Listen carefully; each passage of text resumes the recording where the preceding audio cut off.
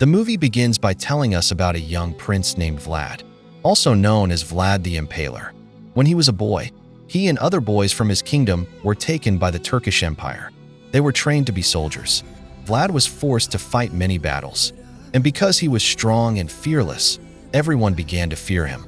People called him the son of the dragon, and later, they called him the Impaler. Many years later, Vlad returned home to Transylvania. He wanted peace. He no longer wished to be a warrior. He became the ruler of his people and lived with his wife, Myrina, and their young son Indras. Vlad tried everything to protect his kingdom and keep peace with the Turks, who were still powerful. One day, Vlad and his soldiers discover something strange in the mountains. A helmet washes down a river, and they follow the trail to a dark cave. Inside the cave, they find a horrible creature, a monster with pale skin and glowing eyes. It attacks them with incredible speed. Vlad is the only one who escapes alive.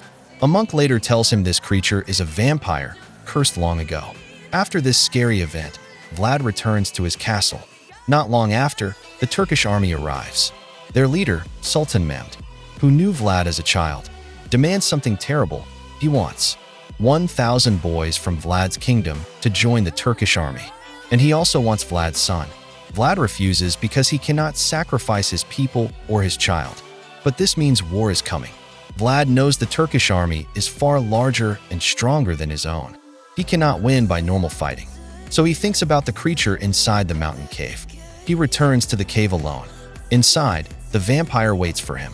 The creature explains that he was once a man who made a deal with darkness.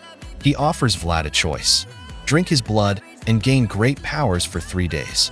For those 3 days, Vlad will have the strength of 100 men, super speed, healing, and the ability to transform into a swarm of bats. But there is a cost. If Vlad drinks human blood even once, he will remain a vampire forever. Vlad accepts the deal because he wants to protect his people. He drinks the vampire's blood, screams in pain, and collapses. When he wakes up, he feels stronger than ever. He can hear distant sounds, see clearly in darkness, and move faster than normal humans. However, sunlight burns his skin, and his thirst for blood begins. The Turkish army soon attacks the land. Vlad uses his new powers and fights hundreds of soldiers alone. He moves like a shadow, flies through the air, and destroys the army with incredible force. His people begin to fear him, wondering what he has become. Vlad brings everyone inside the fortress on the mountains. He keeps them hidden, waiting to protect them.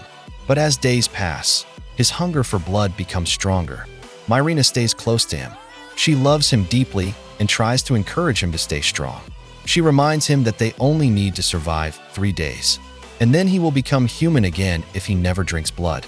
But the Turkish army attacks again. Vlad fights bravely, but the soldiers discover his weakness: sunlight and silver. They trap him and try to burn him with the morning sun. Myrina saves him by covering him with cloth and helping him escape. However, she is badly hurt. The people in the fortress become afraid of Vlad. A priest tells them that Vlad is cursed. They believe Vlad has become a monster, so they try to kill him. Vlad escapes with Myrina and his son, but Sultan Mehmed kidnaps Vlad's son and takes him to his camp. Vlad is angry and desperate. He knows he must save his child before the 3 days end. As he tries to protect Myrina, the sun rises. She falls from a high place, dying in Vlad's arms. With her final breath, she begs him to drink her blood so he can save their son. Vlad refuses at first, but the pain of losing her is too great. Finally, he drinks her blood. At that moment, Vlad becomes a true vampire forever.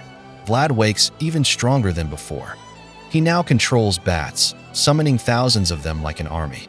He flies to the Turkish camp and destroys all the soldiers. The bats crash down like a storm. Vlad enters the tent where his son is held. He fights Sultan Mehmed, who uses silver to weaken him. After a fierce battle, Vlad kills the Sultan and frees his son. Now that Vlad has tasted blood, he cannot hide what he has become. The people of his kingdom see him as a monster, but Vlad still tries to protect them.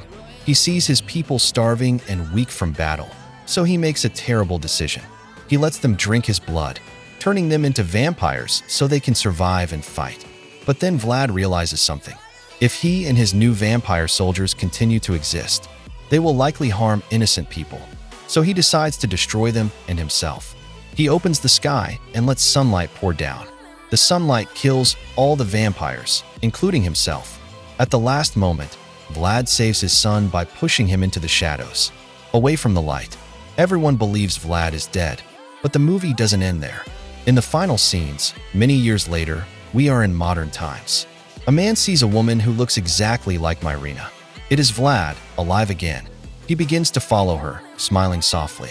Watching from the shadows is the ancient vampire from the cave, now free. He whispers, "Let the games begin." And the story ends with the idea that Dracula lives on, walking the modern world.